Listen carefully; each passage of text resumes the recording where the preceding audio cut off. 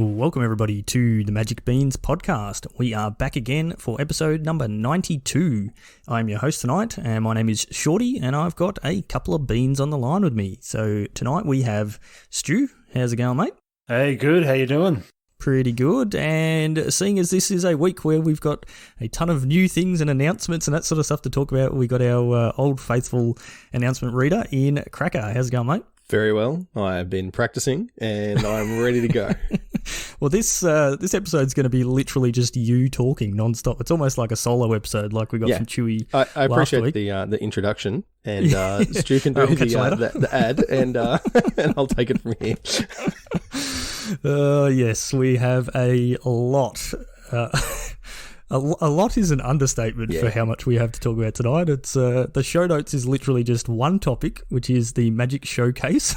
Yeah, it has to be the biggest. It has to be the biggest info dump we've ever gotten. It's just, here's this slab, and I still haven't gotten through all of it. So I'm going to be seeing things tonight while we go through for the first time. I'm excited. Yep. Me too. We just looked at it quickly before. I was like, oh, what's that product? Okay, no worries. So, yeah, lots to talk about. We will get into that. But, yeah, Cracker, as you said, we do need to shout out our sponsors and we'll give Stu those duties tonight. So, Stu, tell everyone about Josh and Pat's MTG Bazaar. I will tell everyone about Josh and Pat's MTG Bazaar. They are a Facebook auction site and they look after us so that we can look after you. They give us all the prize support for our leagues and our one-day events, and they're just awesome. So they sell Magic cards Monday to Friday, Saturday, Sunday, every day, 24 hours, round the clock. They have a full-time auctioneer. Get across there, place some bids, get some wins, and when you win, tell them the bean sent you. Very good. So, yep, Magic 24/7. I think that's what Pat does, or he's up in the middle of the night shipping out your cards, and would not be surprised with that, man. But, yeah. Lots to get into tonight, so let's get straight into it. So earlier on this week, a couple of days ago from when we were recording this, there was something called the Magic Showcase, and Wizards announced this maybe like 3 or 4 weeks ago that there was going to be a stream. I think like Mark Rosewater was on there for a fair bit of it, and a few other people, and they're basically showcasing what's coming up in Magic for kind of the next year and a bit more as well. Like, as Stu said, they dumped a whole bunch of stuff on us. And yeah, we're gonna kind of go through the article. I mean, you can read this yourself, but we're gonna run through it, have a bit of a chat about it, and give our thoughts and opinions. So give you some hot takes. Yeah, we've got everything ranging from secret lairs to new sets to a Magic TV series and Fortnite universes beyond. So everything. So Cracker, you can take us away. Where do we want to start on this? I guess we just scroll down the screen. Scroll down. Secret lairs, right? Yep. We're about due for a bunch more secret lairs. So we've got another super drop coming. The super drops are the ones where they do multiple releases at once. So instead of one at a time, they've done these a bunch of times now. You should be familiar with them, or not, if you don't pay attention to the secret lairs. This one's interesting. We've got some Kamigawa cards, which we'll come to about Kamigawa in a minute. But these are some really pretty, like, watercolor kind of cards. Kamigawa ink, it's called. Yeah, they look great. They look awesome. They're beautiful. Yeah. And, I'm a little disappointed that the Kami of the Crescent Moon isn't quite showing as much crack as he does in the original art, but that's fine. I'll have to look that one up. If you've never looked at that, he is literally a Kami who is mooning you. It's pretty hilarious. Polly Waffle sent me a picture a little while back of remember the larger fellow with the beard who went around at a GP and did the hands, the praying symbol around all the cracks. There's actually a meme of it with him on that card as well, and it's fantastic. I've just looked it up. Yeah, it's just butt crack. yeah, that's great. Very nice.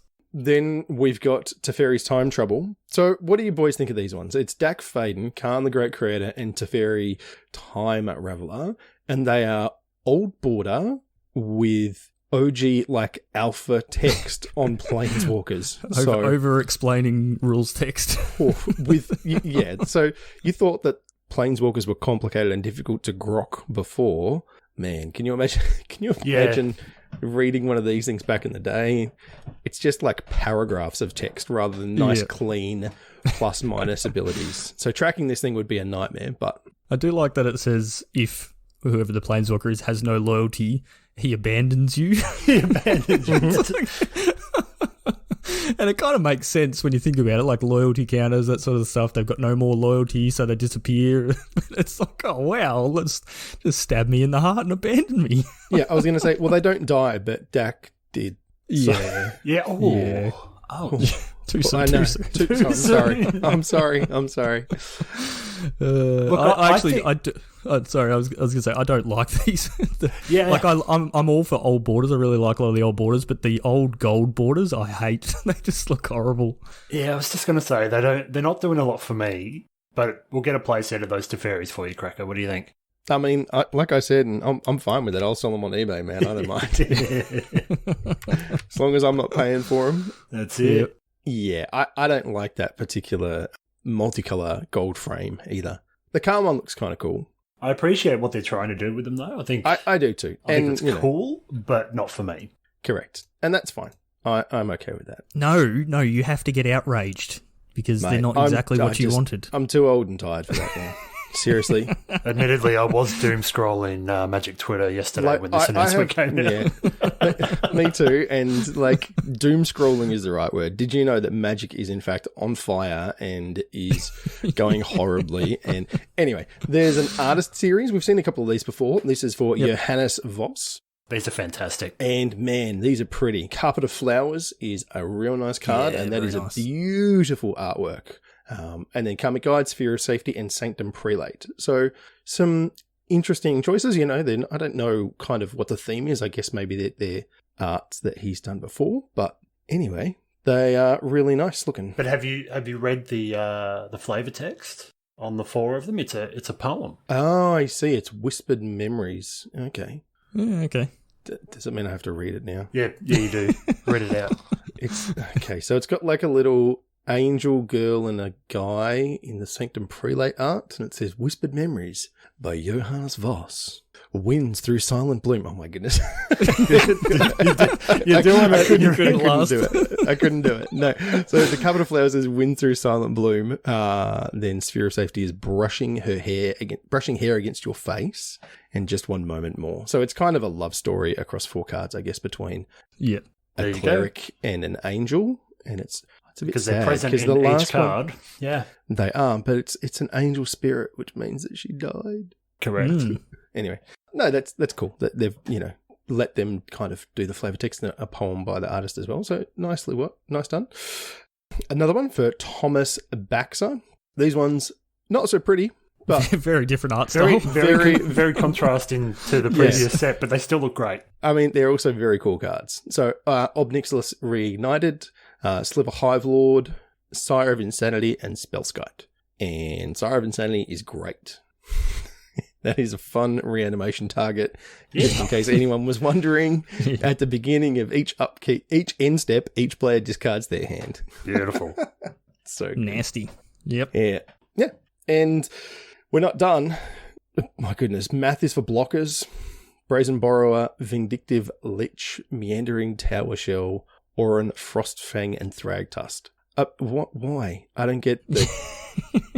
No, I don't really get it either, but anyway. There's 3 green cards, black card, and blue card, and I don't see any link between them. No, other than Meandering Tower Shell being a 5/9 and a 2/6. I guess they've all got flavor text that is related to.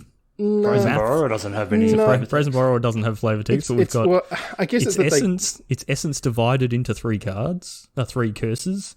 The weight is proportional to the weight. 2 different types of weight there. Even the smallest drop of its deadly venom will subtract decades from your lifespan, and for a crash course in addition, hunt a single Thragtusk. I don't know what that has to do with okay, I think combining these cards together. The thing, right? Well, you gain 5 life. No. It's more about, so like Brazen Borrower is flying and can't block, so you might as well just always attack with it, right? Or it can't block creatures. It can only block creatures flying. The Meandering Tomb Shell's got Island Walk. The Oran Vibe Frostfang gives attacking creatures Death Touch. Thragtusk you don't really want to trade with because your thing will die and then they get a 3/3. And the Vindictive Lich has got a bunch of modes when it dies. So I guess they're just saying you should swing with them. But it's, anyway. Math is for blockers is a red thing. Yeah. I would Yes. And there's not one red card here. There's no red cards. No, correct. And then you can get them as like bundles of foil and non-foil and all of the different options. There's many secret layers. As there always is. And there's more to come in this announcement. We will... Yeah, that's just the upcoming super drop. Yeah. So that's coming out pretty soon, I believe. August 24th to September 14th. So that's so they're on sale available now. There you go. So if you want them, go and get them. But yeah, those Kamigawa ink ones, they look very cool. I do like they that. do. Easily my favourite of this style. drop. Very nice. And the set of 4. I really like the carpet of flowers. That's looks really nice. Yep, nice. Okay, next thing, scrolling down the page. Innistrad Midnight Hunt. There's actually not a lot of information here. September 2nd, we will start to get previews on the official channel. And then we know that the second set, because they're doing it, do you know why they're doing this, Shorty? They're doing it as like a split set. So they've got Innistrad Doing it Crimson to make Veil. more money, Cracker. Oh, okay, cool. Oh. Just as long as we're clear. Because they moved away from like blocks and joint sets and things like that. But They did say when they went to the single set thing that they were doing it so that they could just do single sets if they wanted. They didn't want to feel tied to doing blocks. Sure. But they could do multiple sets in a row that are continuing a story or are set in the same plane. That's true, or because they did whatever that, it is. didn't they? They did like they gave themselves 3 the in option. a row. They're like, we're not doing blocks, and then they did like... Yeah, they did War of the Spark and Guilds of Ravnica and all that sort of stuff, and that was all sort of continuing a storyline, and so it's fine. I got no issue with it. The thing that's annoying is just that when we would normally have one set later this year, we've got 2 sets, and that messes me up for organising our leagues. Rude. Yeah, Come on, so rude. Wizards. Anyway, Here we are. the second set is Innistrad Crimson Vow, which we knew, but what we've been told now is that it is a vampire wedding to die for, and it's Olivia Voldaren, I believe, that's going to be getting married to an unknown vampire. I don't think we know just who that is yet. You don't think she's going to marry Sauron? Maybe. I guess she could, if she wanted. And Nahiri will crash and try and kill everybody? Yeah, as she does. She does. Because she hates Sauron. Yep. But they did give us the actual arena release dates and that sort of thing for these 2 sets, which we didn't actually have yet. So it's now allowed me the last couple of days I've been working out dates for our upcoming leagues and events. So stay tuned for those announcements coming up soon. Yep. So next thing we've got, Stu, did you have anything you want to say about Innistrad? You started playing about then again, didn't you? You played in... Yeah, well, I was playing in the Zendikar block. That's when I started. Yep. And then I think Innistrad was after that. Is that right? But I think I'd stopped by then, so... No, I meant, were you playing again with the Shadows of Innistrad block? Is that when you came back? No, I wasn't playing then. No. You were after that, okay. I was after that. I was back when Amonkhet and all that were just about to rotate out. Gotcha. Okay, cool. Yeah. We've talked about Innistrad a lot. It's obviously very popular. Yeah, we'll talk about it a lot more once we actually get more previews. We got plenty more to talk about. Yeah. Next. In-store, so there's game store promos, right? Store championships and things. So they are like judge promos. You'll see them with a little star. So you can get an Arbor Elf, Collected Company, and Wormcoil Engine. Yep. Yeah, I think this sort of the thing to talk about there is that Wizards are actually allowing stores to run these events again. That's true. With the pandemic, Wizards literally said, nope, everything's shut down. Like there was no FNMs, there's nothing. You're not allowed to run any sanctioned events effectively. And now Wizards are coming back saying, okay, yep, now we can have store championships, which have been around for quite a while. Usually, you get these promos, but you also get a playmat that says that you're the store champion, which is pretty cool. Apparently, I've heard or read somewhere, yeah, there it is. The winner and top 8 promos awarded at WPN premium stores will have the store name printed on them. So these cards will actually have the store name where you won them, which is pretty cool. So you can buy them online from some stores overseas and things like that. But yeah, nice. Yeah, interesting.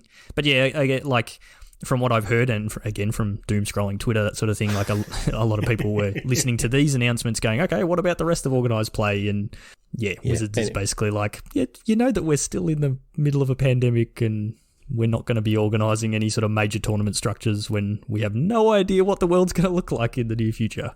Yep. So, and but this these is come into a play start. from December as well. is worth noting there. December 4 and 5 is the first one, so still a little ways off yet. Yep. They did also announce something called Commander Party, which is running at the end of October, Commander Party weekend. We got no details on that yet, though, but people like Commander, so I'm assuming it'll just be stores running a bunch of Commander over a weekend with promos, so keep an eye out for that. And then, store championships December 4th to 5th. So I think there's only one thing that's more popular than Commander, and that is Pioneer. What? What's Pioneer? Very good. Hey, you like that one, Stu? Do you want to tell us about these ones, man? What have we got? Yeah, so they're giving us Pioneer Challenger decks. Now, for those who don't know or haven't heard, previously we get standard Challenger decks where they take what are apparently some of the better archetypes and then give us a suboptimal deck to play with. The idea being that they are ready to go out of the box, so you can go to your Magic or your local game store and grab a box and be ready to play. So Pioneer decks now, which I honestly had forgotten that Pioneer was even a format. As had most people. Yeah. But I guess what Wizards are going for here is, hey, Pioneer is a format, and maybe if we release these decks, we'll get people interested again. And, following on from, because it's, it's not on Arena, Pioneer can be played on Moto, yeah? Yes. Yeah. Can. Yep. Right, but most people That's don't the only play place that it can get played, man. Other than, like, Magic Boomers like Chewy, no one else really uses it. So, yeah. In store, I guess now that they're introducing these store championships as well and trying to get more organised play going back in the physical realm, they seem like a great idea, if a little bit left field at the moment.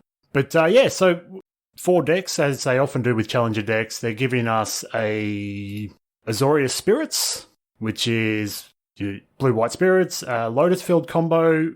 I honestly don't know that deck. Mono Red Burn, and an Orzhov Auras. So it's interesting. So they're all decks that definitely do get played in Pioneer.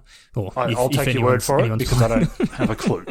And we're talking about it before the cast. Like if you actually look at the deck list, the value's not bad. They don't have prices on these, but normally they're like $20 or $30, which is not much. And like some of these you're getting quite a lot of value. Like especially we were saying the mono red one, you get 4 Bomat Couriers, 4 Soulscar Mage, 4 Bone Crusher Giants. So like that's a bunch of good cards. Like in the Orzhov Auras, you get 4 SRAMs and 4 Concealed Courtyards. So yeah, there's a bunch of good stuff in there, and they're usually they're not super competitive, but they're good enough that if you were to go, my local store's running Pioneer, a casual event or an F&M or something like that, I can just pick one of these decks up, whack them in some sleeves, and away I go, and then I can sort of build from there and tune it to make it a bit more competitive. So this release seems to me like around about this time of the year was when we were meant to be getting Pioneer Masters on Arena, and it seems like this was probably designed to coincide with that.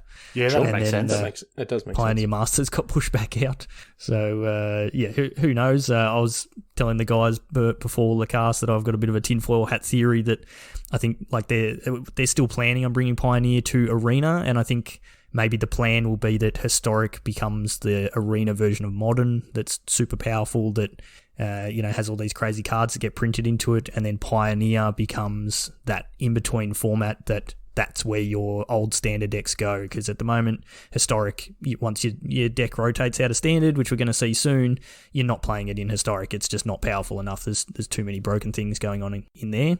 So a format like Pioneer bridges that gap because it's literally just like rotated standard cards. They're not printing cards directly into Pioneer. So maybe we'll see that next year sometimes. Who knows? What's the next thing we've got? Commander product. Just before we move on, we go. We were talking about value. I just punched into Goldfish, and each deck's got between $80 and $90 US value. So pretty good. Pretty good, that's really. Good. Yeah, if it's like $20 or $30. Yeah, it's tricky because Wizards obviously stopped setting MSRP. That's right. 12, 18 months ago, maybe a bit longer. So they'll go for what they were. I remember there was the standard Challenger deck that had 2 of those Chandra, 4-mana Chandras in it, and they were like $30, but the Chandras were like $30 each anyway. So people were just going to their game stores, buying 2 of them for $60, literally pulling out the chartreuse and getting rid of the rest of the cards because, like, it was just, you could just sell the rest for whatever and it didn't matter. Like, you literally just turn around and sell them back to the shop. Yeah.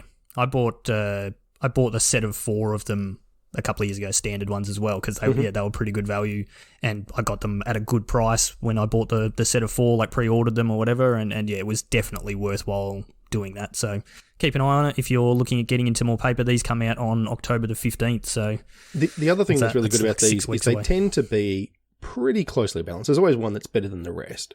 Yeah, but they're kind of nice. Yeah, probably. But they're kind of nice to just have a thing as like, I just want to like sit down and play with someone who maybe hasn't played a lot, or you don't know what you want to do, or you've got standard and your mate's got modern or whatever. And so you can actually just kind of have these as a thing to play against each other without any changes. And it's kind of nice to just kind of almost like board game-esque, just have something there ready to go. And you can, try different types and all that kind of stuff without worrying about it being your, forward out fancy thing or whatever. Yep. That next product there, Stu, we've got the Commander Collection Black. Yeah, so we've had the red, blue, and green. Oh, no, these are Commander collections. This is a different one entirely. We've had the green one. I'm thinking of the Spellbooks. We've had the green one. Yeah. Yes. So, now we've got the black one, which has been announced, and it includes Toxic Deluge and a Phyrexian Arena. Mm-hmm. There's Ophiomancer. More. Yep. Here we are. Ghoulcaller Geezer. Mm-hmm. Geezer. Geyser? I don't know. You guys know these cards better than I do, but I just wanted to say Geezer. Cracker's favourite card, or one of, Reanimates. Correct. I love, in the green one, the green version of the Soul Ring, and now this black version of Soul Ring. Mm-hmm. I think I'm going to have to get them just for the Soul Rings. Command Tower and Liliana Heretical Healer. Mm-hmm. And a snake token. These look great. It's the flip Liliana. Oh, yes, the flip Liliana. So the other side, she's a Liliana Defiant Necromancer. Yep. Nice. I like it. Yeah, this is cool. Just some commander sort of semi-staples with cool art. So, yeah, if you're a Commander player and you like that sort of thing, then get into it. And a really cool looks set really symbol. Cool too. Yeah, it does. Oh, yeah, the set symbol looks great as well. These are a cool idea. So I'm looking forward to seeing what the next ones are like as well, because... like I said, that Soul Ring in green and in black, one of each colour would just be awesome. Yeah, they're very cool. And so that's coming out when, doesn't actually say, don't know. Soon, coming soon. Yep. Always coming soon. All right, Cracker, what is this next thing that I had not seen? I was kind of hoping you wouldn't ask. It's called Innistrad Double Feature, and they've made it look like an old school horror movie thing. So we were speculating because, there's not a lot of information here. It's literally a few lines, but it's probably like a remastered set where you can draft from both Innistrad Midnight Hunt and Innistrad Crimson Vow. So one of the things it used to do with the old blocks was you would have like a big block to start with, and then usually 2 small blocks afterwards. And so initially you would draft like 3 of the main block, and then you would do like 2 of the main block and 1 of the other block, and then, like 1 of 1 and 1. And instead of messing about making people have, boosters from both sets, it seems like they're probably just going to let you, get the best bits of both and draft them as a standalone random draft set. Which is pretty cool, actually. I reckon that'll be awesome. And one thing it says here is that, it's combined into one unique draft experience featuring special art treatment on every card. So I'm wondering, I'm tipping this set's probably going to be worth a bit, because you're basically going to be taking most of the good cards out of the 2 sets, combining them all into one set, giving them all special art. What if it's all of the garbage cards from both sets? It very well could be, but that's not usually how it works. I mean, have you met Wizards and how much they like to take money? And if all they do is print the commons and uncommons that no one cares about. Yes, but if they were an alternate version of the garbage cards... That's true.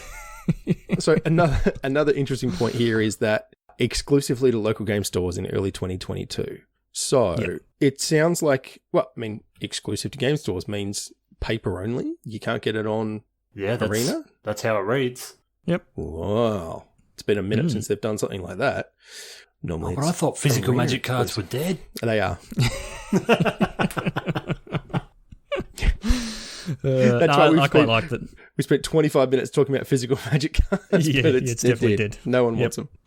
No, I quite like this idea. I'm looking forward to seeing how they do it, if they do a good job of it, because I reckon we'll see a bit more of this in the future if it's successful. And I hope that Polywaffles puts in a nice order of these and we can draft some of these together. That'd be quite nice. It will be good.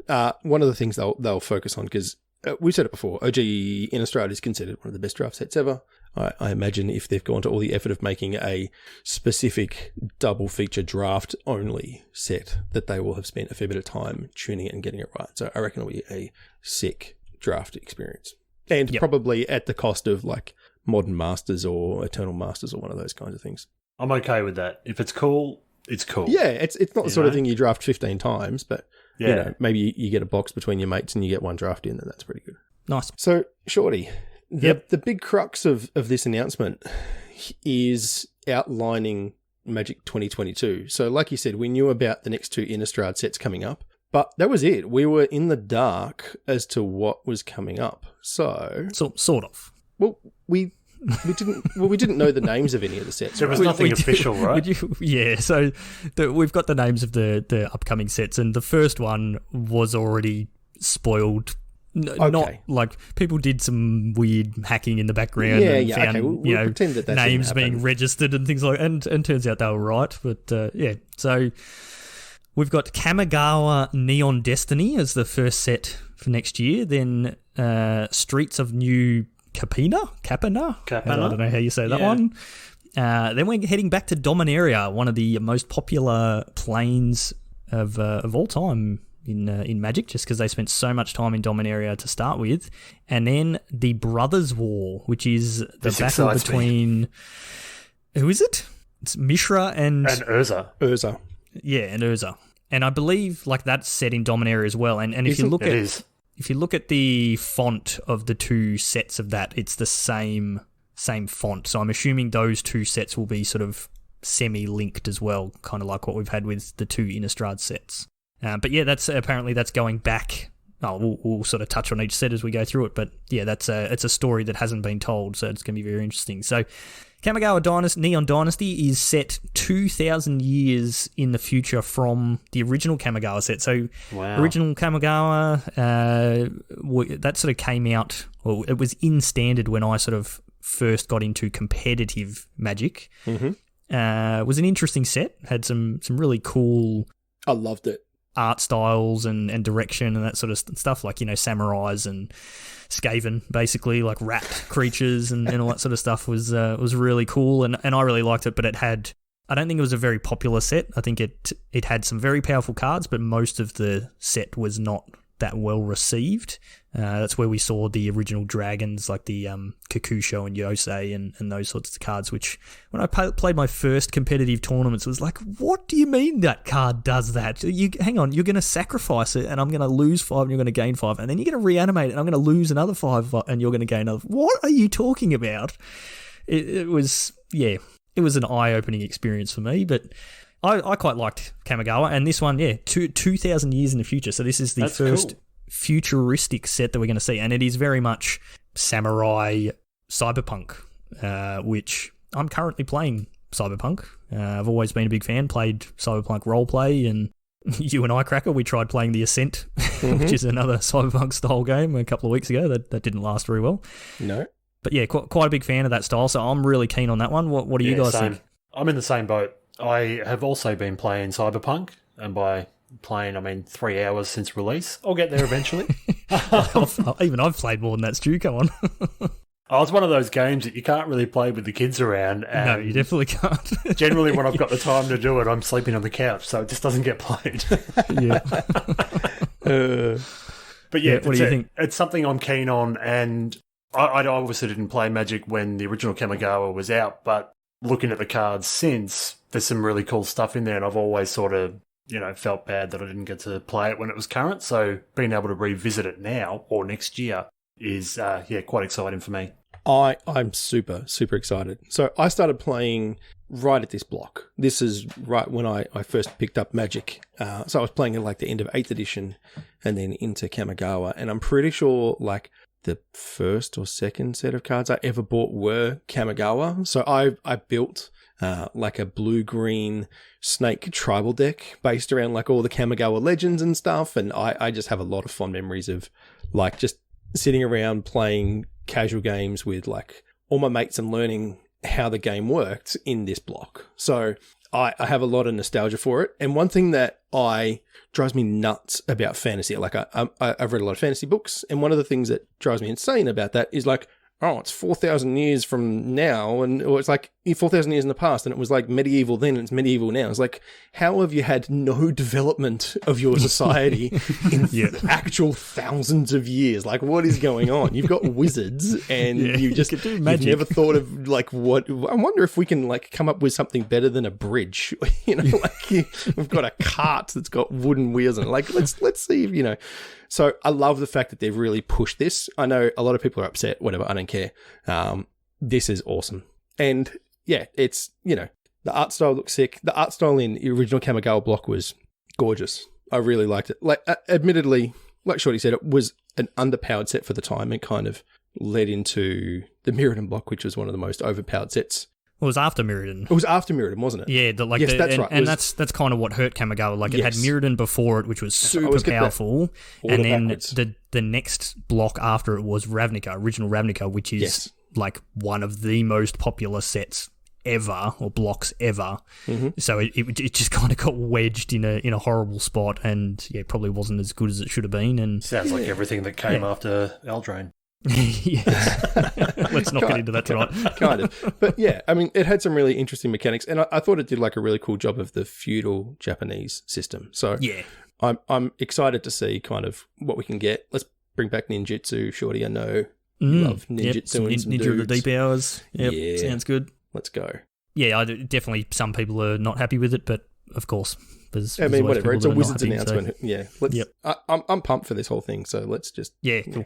All right, next set, new Streets of New Capina, however we're going to say that. We probably should have listened to someone else saying it to figure it out. So this is a city with special significance to Elspeth. So, okay, cool. Built by angels, now run by 3-color demon crime families. So righto. I think we're going to see a lot of angels and demons and a bit of a gangster theme, especially with the name Streets of New Capina that has that sort of was it Gangs of New York and that sort of... It's like a mob setting in the like 20s, like Art Deco kind of style. It looks amazing. The picture of the demon looks like he's wearing a pinstripe suit. I think that's Ob Nixilis.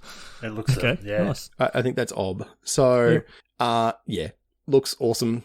Can't wait to see what the Grixis demon crime family is. Well, if we're getting 3 colours, we're getting Grixis, so we better be. Yep, should be pretty good. But no real details beyond that. But looks pretty cool. We'll see where that one goes. Then back to Dominaria.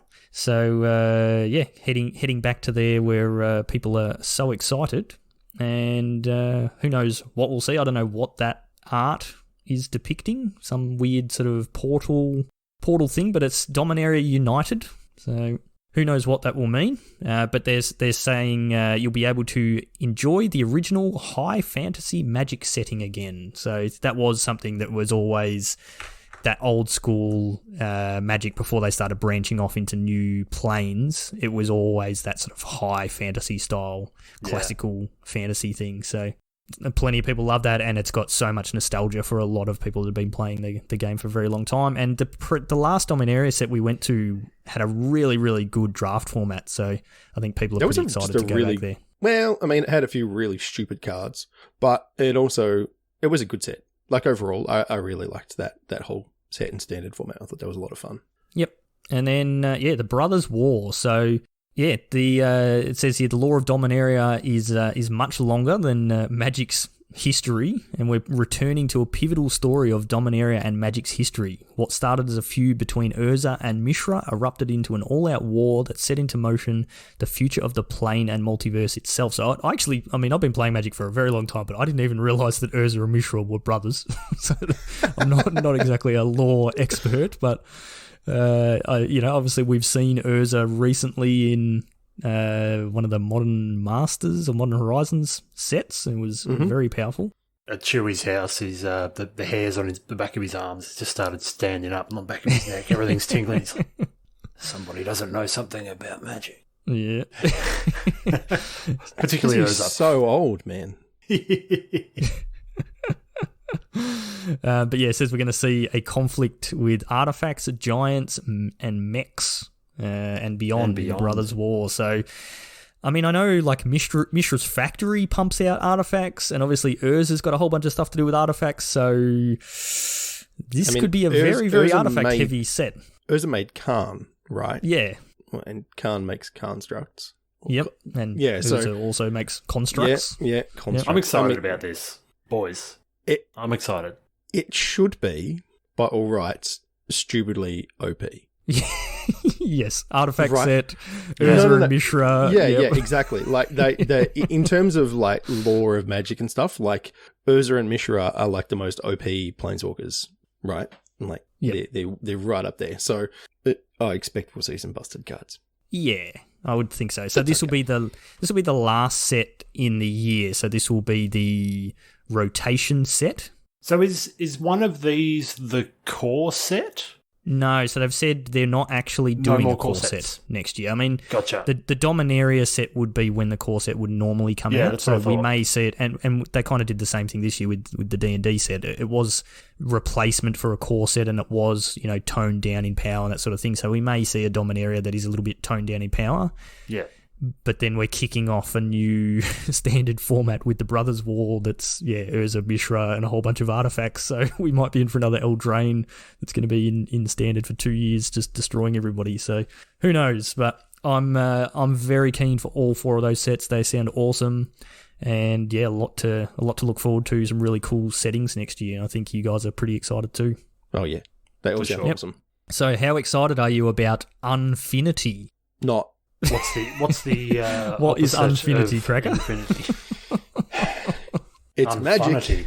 It's space. It's retro futuristic fun meets space carnival. You must see to believe. It's the next unset.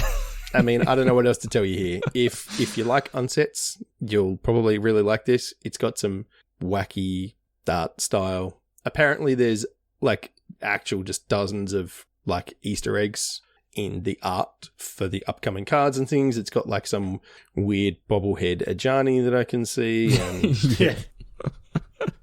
I don't know. Some people love the unsets. Absolutely. I don't. I've never enjoyed them, but again, each to their own. For those that do love the unsets, they're giving us collector boosters as well. Ooh, okay. And it also says there, beautiful science fiction themed full art basics and shocklands. So that's kind of cool. Interesting. Yeah. They did, for memory, in the last unset, the basics were really nice. In fact, all the basics they've always done the original full art basics were in the original, like unhinged, unglued, right? So, yeah, well, that was the only place you could get them until we went to Zendikar, and then we had the Zendikar full arts. But yeah, it was the unhinged and unglued lands, and they were worth a lot.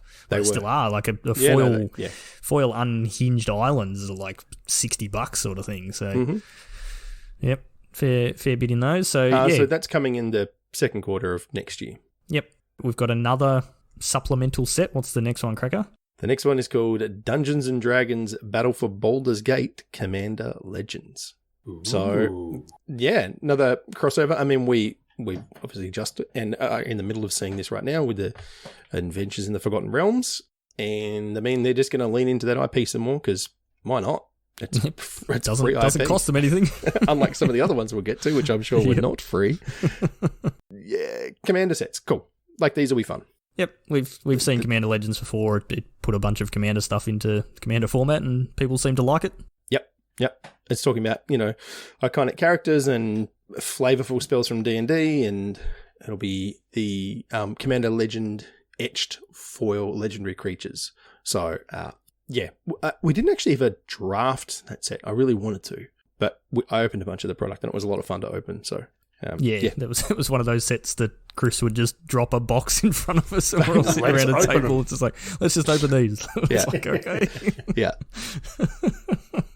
Speaking of things that are fun to open, Double Masters 2022. Ooh, it's back. What does it say here? Everything fans loved about Double Masters. 2 foil cards and 2 rare or mythic rare cards in each draft booster. They are a fun pack to crack. So the Double Masters were always reprints, weren't they? I think this one will be the same. More powerful reprints and a multicolour draft focus, okay? Ooh, yep. Third quarter of 2022. And I think you drafted 2 cards from the first pick of each pack, right? Yeah, or maybe I think so, 2 cards at a time. I don't know. It was confusing. We never drafted the first Double Masters, did we? No, we didn't. We were in the midst of lockdown, of course. Oh, like we are now. Yeah. Anyway, Rip.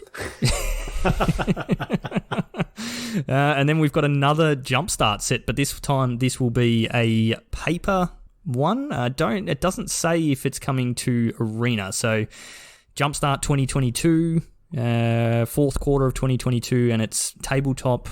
Doesn't say whether it's coming to Arena or not, but it'll be the same right. thing. Yeah, I would assume so. They did it with the last one. Yeah. Yeah, no, I would be very surprised if they decided to not put this on. It was super popular. And it's also... Technically, we haven't got the first one or the current one on Arena yet. That's true, but it's still a year away before this one. So, they're showing us what's coming in a long way in advance. And that's why we don't have a lot of detail about this stuff, right? It's a very long way off. Yeah, definitely. Speaking of things that are a very, very long way off... This is all you, man. I don't know anything about this stuff. All right, so we're back to the Universes Beyond. So we've spoken about this in the past. So this is Wizards where they're doing crossovers with things that are not their IP, so not the D&D related stuff. We've seen like The Walking Dead, and then we had announced there was going to be a Stranger Things one, and we'd already had a couple of these announced, but we've been given some more details. So we've got the Warhammer 40k one. Which Chewy and I are super keen on. We've both played a bunch of Warhammer 40k over the years, and there's some really cool art in the 40k style. So yeah, it'd be awesome to see what that looks like on Magic cards. But so for the 40k one, they're doing 4 commander decks, which will be interesting. So I guess you can just play straight up those commander decks in your commander group if your friends are happy to play against Space Marines and those sorts of things. So yeah, we'll see how that looks or how that goes.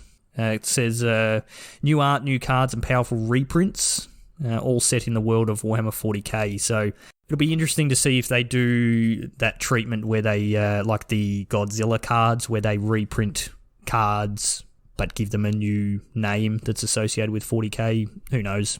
But we'll see what happens there. I quite like that one. So that'll be in 2022 at some point. The next one, Stu, I don't know if you're a fan of this I am. genre. Yeah. I am. I don't know, what's the next one, which we've already heard about, but we have have a little bit more details. The Lord of the Rings, Tales of Middle-earth. It's arriving in 2023. Tales of Middle-earth will bring an incredible depth of the world created by Tolkien to life with a full Magic set release. So it's actually going to be coming to Tabletop, Magic Online, and Arena, plus 4 commander decks and a special secret lair drop or drops. So and this is huge. It's a lot of stuff. It's coming to modern. It's coming to modern and historic, which means legacy, vintage, and commander as well. So it's just going to skip standard. Yeah. Wow. Yep. So they did say with these Universes Beyond stuff that they were never going to print them and make them standard legal. Mm-hmm. And they specified standard legal, and now they're printing a set and putting it straight into modern and historic, which I'm fine with. So I don't know if you guys are fine with that. I mean, it's no different to anything else they're currently doing. It's fine. Yeah, it's awesome. It's actually a really good way to get powerful things into those formats, right? Without having to push them through standard. Yeah, and you know, like having a draftable modern set is always cool. So yeah, for sure. Yeah, I mean they've been doing this for years now. Mm-hmm. Like we've had 2 Modern Masters sets and Modern Horizons, and 2 Modern Horizon sets. We've had these Jumpstart Historic Horizons, the previous Jumpstart set. So they've already been printing stuff directly into Modern Masters, and Historic. It's been like 6 years, hasn't it? Because Modern Masters was like 2015 was the first one. Yeah, 2013. 2013? I think it was, yeah. So something like that. There was the 2 Modern Masters sets, and then there was Modern Horizons. The Modern Masters were just reprints, but the maybe it was first 15. Modern Horizons was the actual direct to modern set. But new cards. Yeah. Yeah, so this is going to be a I'm assuming like 260 cards sort of thing, plus commander decks and that sort of stuff. So that's a lot. And like you said, Cracker, there is a lot of IP in Lord of the Rings. So they can really, really go off with this. And I'm super excited about this one. I reckon this is going to be awesome. And see what they do with the characters that if you've ever watched or read any of the Lord of the Rings stuff that, you probably know and love. So bring it on. But yeah, that's not coming till 2023, so that's a long way off. But I guess they only announced that they were doing it, like a couple of months ago. Yeah, and if they're doing a full set, that means a full development cycle. Mm-hmm. So yeah, you can see why it's not coming till 2023. It's not just here's a handful of cards and let's just print them out like the Walking Dead ones. So, speaking of IPs that you absolutely love, Shorty, I've seen you play this game. Yes, Fortnite. This game. Yeah. They're doing a Fortnite Secret Lair. 2 Fortnite Secret Lairs. PUBG for grown-ups, Cracker. PUBG for grown-ups. I'll put that one in there for Chewy. He's literally screaming at his radio at the moment. He's literally playing PUBG at the moment. I've played Fortnite on occasion with my son Dylan. We do a bit of streaming on that. Go and check us out, Gaming in the Hills. Look us up on Twitch. But I have no idea about Fortnite. We just run around with like the basic noob skins and see all these people in weird outfits. So I'm expecting some wacky cards. Yeah, I can tell you all about it. 300 million active players, I think, is the thing you need to know about Fortnite. Yes. Yeah, gotcha. Some insane number. It's clearly I just noticed a monstrous game, and that's why they're doing it. And cool, whatever. See, it's funny that because whilst doom scrolling Twitter earlier, a lot of people seem to be questioning why. They couldn't understand why there would be a cross between Magic and Fortnite. I think Cracker just hit that nail on the head. You're telling me it's a numbers game? It's called money. I'm shocked. Yeah. I am shocked. Yeah. Unbelievable. Yeah, they do say here, so it'd be 2 special secret lair drops consisting of reprints like you've never seen them before. So reprints, good. So I'm assuming we're getting that Godzilla treatment. So it'll be cards with the same names, that sort of thing. I was hoping we were going to get a Walking Dead treatment. Yeah. But I'm assuming the like you've never seen them before is just going to be the crazy art style that we're going to see from Fortnite because it's pretty out there. For sure. And the next secret lair, who's played this game before? I think probably all of us. All of us. Yeah. So Cracker, what's this next one? Street Fighter. Oh yeah. So it celebrates its 35th anniversary in 2022. And they are joining in. That makes you feel old. Yeah. I also celebrate my 35th anniversary in 2022. Oh, man. That also makes me feel old. Yeah. I don't know. I've probably played the original, but not when it released. But anyway, so coming out next year. Cool. Secret Lair. It's got, Chun-Li doing her crazy multi-kick attack thing. Yeah. Multi-kicker is the perfect mechanic for Chun-Li, right? Yes, it is. Very good. Sure is. Yep. I mean, Street Fighter games are still like massively popular in the fighting community. Awesome. Yep. So they'll actually be mechanically unique cards. Yeah, that's what I was going to say. So these ones are getting the Walking Dead treatment. Good. And you'll also be able to pick up in-universe versions in future releases, including as part of the list in set boosters. Yeah, so that was one of the things they announced. Cool. When they announced the Universes Beyond thing, that to save the issues that they've had with the Walking Dead ones, now basically 6 months after these mechanically unique cards print, they will then print a Magic version of them in something else and put them on the list that comes in the set boosters so you can get them. But they did specify that the original Walking Dead ones will not be getting that treatment. So, cool. I reckon this is awesome. And again, Street Fighter, huge community, just another way to expand Magic. So, good on them. All right. So, we're running out of time. As we said, we had a lot to go through.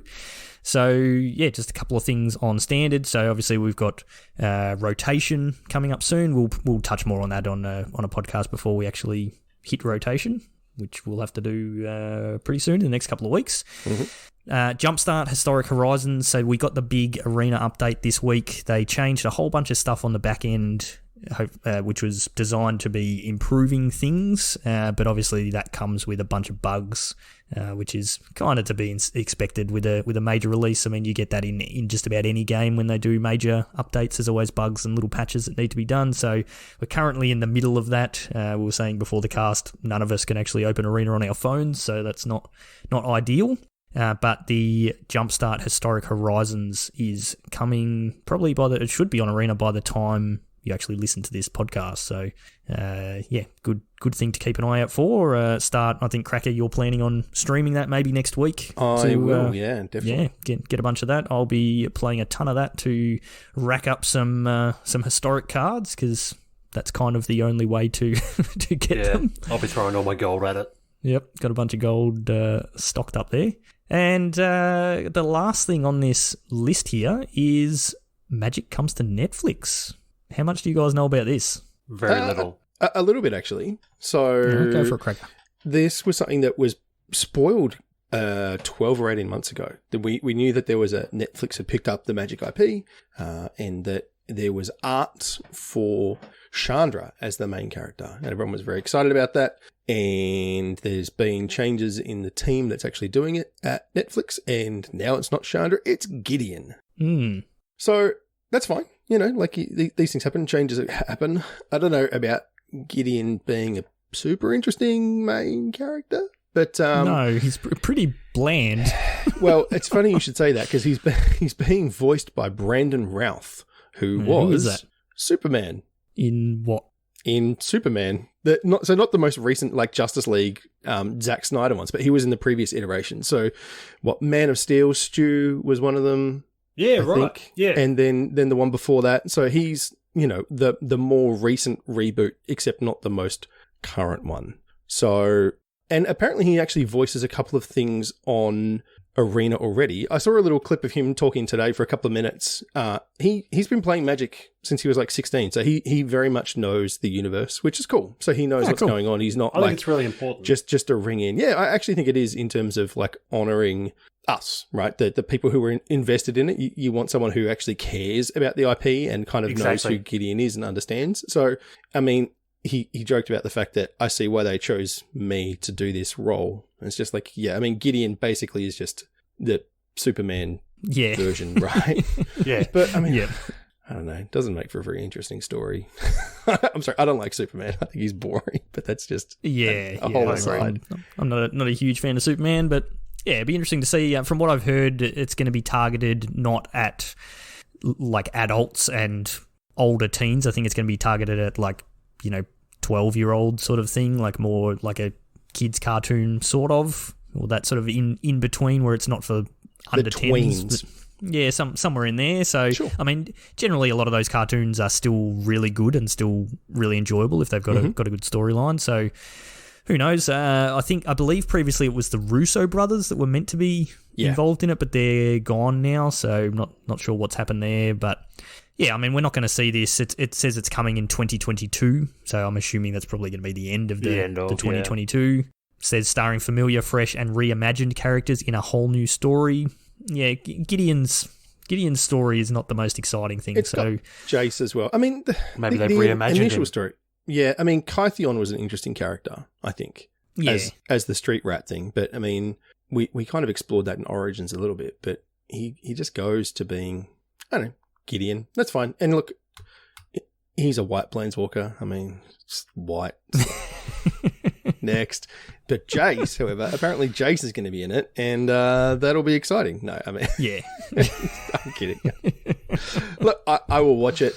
I hope it's good. I hope it does well. Yep. Yeah, I hope it's good and I can watch it with the kids and get them excited. But again, it's the same as everything we've just talked about, like from all the other, Street Fighter and Fortnite and all that sort of stuff. It's just expanding Magic's reach. Yeah, it's marketing, boys. Yeah, and the more Magic expands, the more money gets put into it, the bigger, better events, and hopefully we can get things into Arena that we should have had 3 years ago, and that sort of stuff when they got more money to work with. But it's all just in increasing the game, which should, in theory, lead to bigger and better things for the people like us. But and can I just say, if you find yourself on Twitter raging about these decisions that Wizards have made, that you are just getting so heated and you're firing up at everyone, maybe just shut it down. Just shut it down for a day. Just go for a walk outside. Go for a walk. And, look, the world's a crazy place right now. Just, I don't know, take a load off. It's okay. It's okay for Magic to do something a little bit different. Yes, it is. That's what I've got. Take it or leave Very it. good. Wise words from Stu. Well done.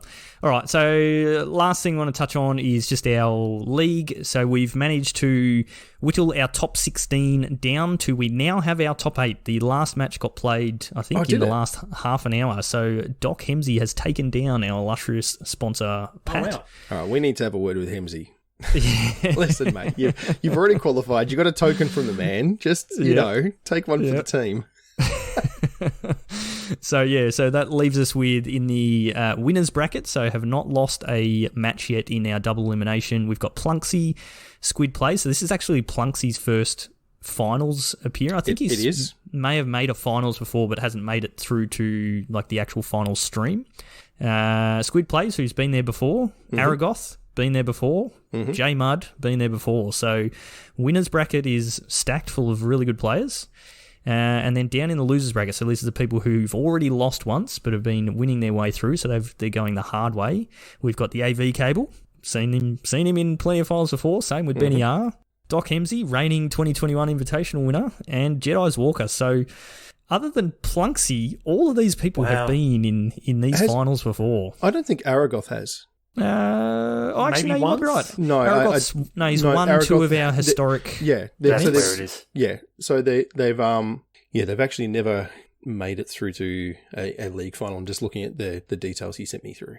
Yep. Oh, cool. That's all right. That's good. Yeah. So a couple of new faces. I mean, we already know both those players can play.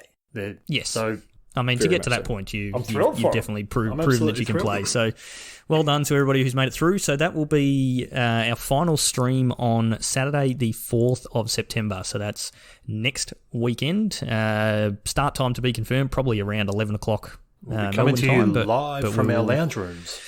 Yes, I will be sitting at home pushing all the buttons. The guys will be all remotely streaming into me, and I'll be crossing my fingers that everything works. We've had a few upgrades for the stream. Hopefully, I haven't even previewed some of these things to the guys yet. They haven't seen them, but should be pretty good. And adding in a few extra controls for the people who are remote. So yeah, it's looking good. It's going to be a lot of fun. These streams are always a lot of fun. Plenty of awesome gameplay, and we'll be coming to you. We'll have giveaways as we always do. I've got a pile of D&D collector's boosters still sitting in my cupboard from Pat. So put that in your diary and make sure you tune in and tell all your friends about it. And then we'll probably announce on that stream the upcoming historic event and the next league. So keep an eye out for that. So I think that's going to be it for tonight. Just, a whole bunch of random stuff to talk about. Over the next couple of weeks, we will talk about the upcoming rotation. I think next week's episode will likely be a chat about the deck lists for our top 8 players. So keep an eye out for that. You get a bit of an insight before the big event happens. And that's about it. So if you do want to get in on our future events, then come and join us in our Discord. The link for that is always in the show notes. So just join us up in there. Awesome community, tons of stuff going on. There was actually some Commander games going on. That was Monday this week, I think. It was. Yep. So a bit of Discord Commander going on, which is awesome to see from people all over the place. Some modern events running. Yeah, Modern's running tomorrow night, and then all our events. So awesome community to be in. Come and join us in there, and that's when you'll find out about all the events and things that we do. If you want to show us some support directly, you can buy some sweet Magic Beans gear from our merch store. Again, the link is in the show notes. You can go and show some support to our sponsors, Josh and Pat's MTG Bazaar. Just go to jpmtgbazaar.com.au. That'll take you over to the Facebook group. You can join up and check out their daily auctions. You can find us on YouTube. It's been a long episode. Facebook, Twitch, and Twitter. All of those places. Just search for Magic Beans or Magic Beans Cast, and you'll find us on there. If you want to find me on Twitter, I am at Peace Inc. Cracker, you are? At Joel Hill _. And Stu? At Stewie. Very good. So thank you as always for listening. Stay safe out there, and we will see you all next time.